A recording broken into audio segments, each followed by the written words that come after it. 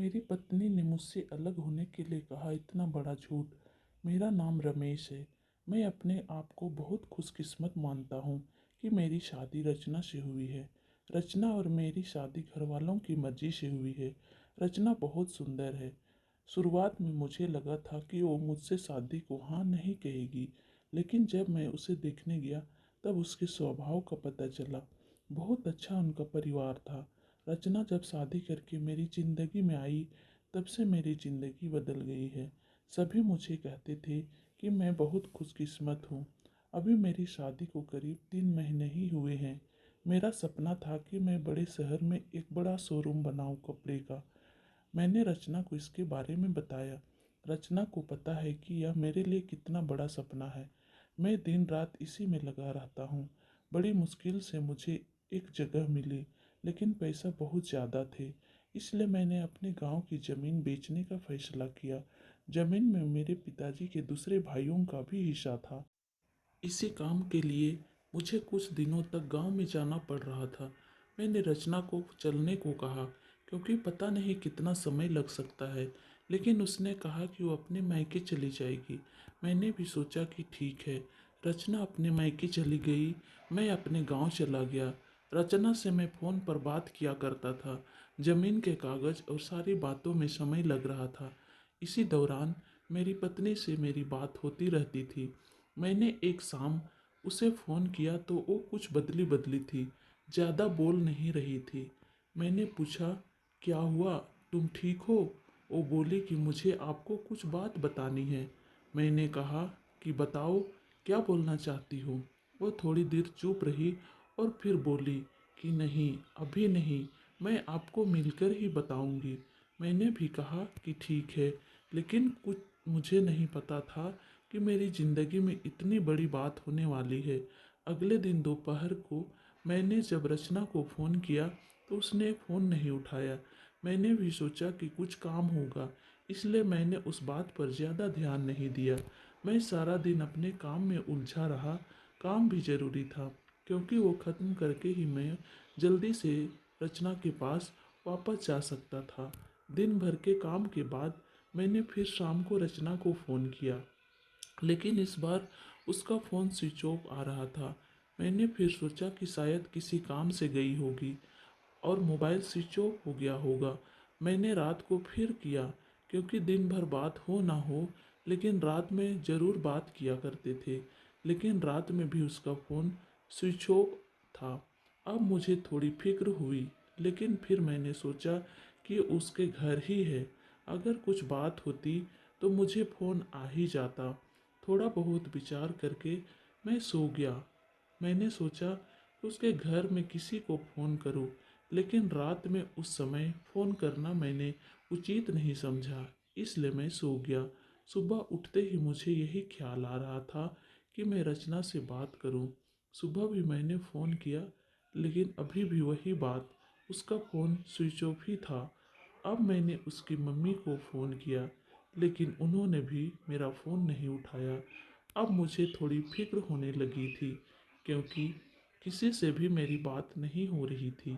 करीब 3 दिन तक रचना का फ़ोन आया ना उसकी माँ का। मैं अपने काम में लगा रहा। फिर एक शाम मेरी सास का फ़ोन आया। मैंने पूछा कि रचना कहाँ है। वो बोली, रचना अपनी एक चचेरी बहन की शादी में गई है। शायद वहाँ नेटवर्क नहीं होगा, इसलिए बात नहीं हो पा रही है। मैं भूल गया था। रचना ने मुझे बताया था कि वह वहाँ जाने वाली है। मेरी चिंता थोड़ी कम हो गई और मैं वापस अपने काम में लग गया। रचना वहाँ 5 दिन रुकने वाली थी, इसलिए मैंने सोचा कि शायद 5 दिनों तक मेरी रचना से कोई बात नहीं हो पाएगी। मेरा काम भी लगभग ख़त्म हो गया था। मेरे हाथ में पैसे 2 से 4 दिन में आने वाले ही थे। जैसे ही मेरे हाथ में पैसा आए, मैं वहाँ से निकल गया।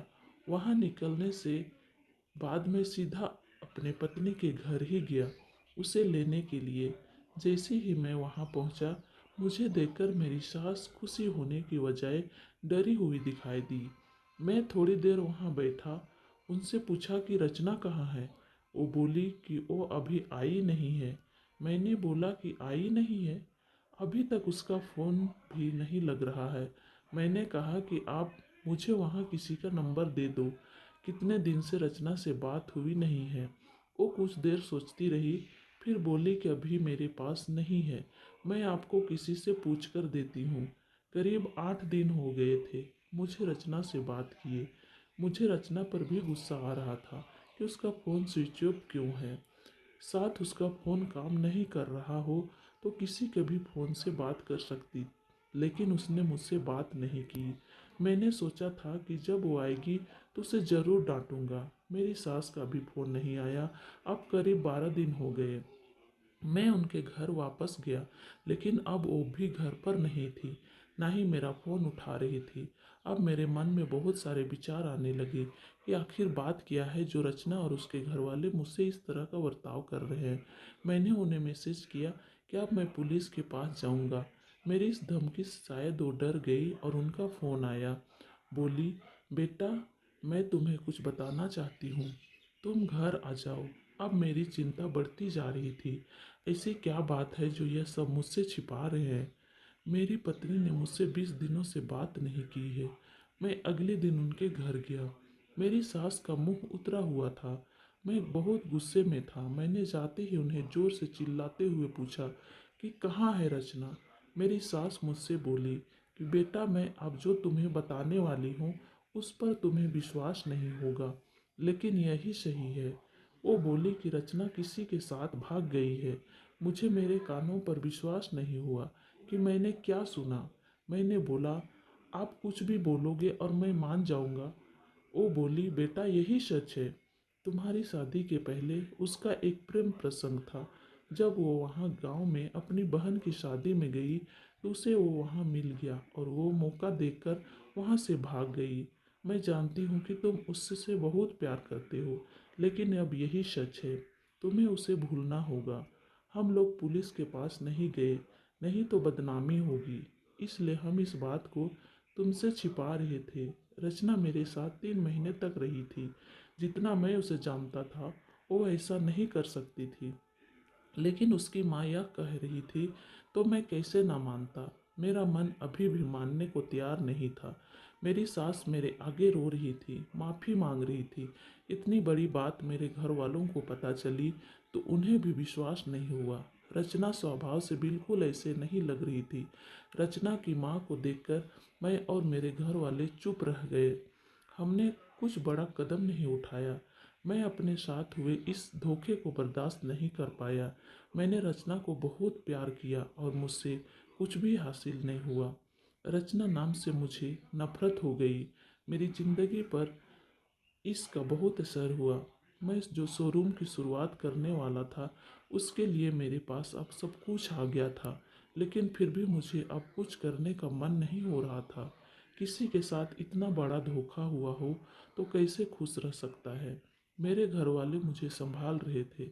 मैंने उसे बहुत ढूंढने की कोशिश की। मैं चाहता था कि वो मुझे मिले तो मैं उससे पूछूं कि आखिर उसने मेरे साथ ऐसा क्यों किया। धीरे धीरे समय बीतता गया। उसे गए अब 7 महीने हो गए थे और मैं भी उसे भूलकर अपनी ज़िंदगी में वापस बिजी होने की कोशिश करने लगा। मेरा उसके घर यहाँ से आना जाना हुआ। ऐसे ही मेरा ध्यान उनके घर की खिड़की पर पड़ा। मुझे दिखाई दिया कि खिड़की में रचना है। एक झलक सी मुझे दिखी। मैंने उसी समय उनके घर का दरवाज़ा बजाया। मेरी सास ने दरवाज़ा खोला और वह मुझे देखकर ही डर गई। दरवाज़ा खुलते ही मैं अंदर जाने लगा। मेरी सास ने मुझे रोका, लेकिन मैं नहीं माना। अंदर के कमरे में गया तो रचना को देखकर मैं हैरान रह गया। रचना व्हील चेयर पर बैठी थी। रचना ने मुझे देखा और उसकी आंखों से आंसू आ गए। मैंने पूछा, यह क्या हुआ? रचना बस रो रही थी।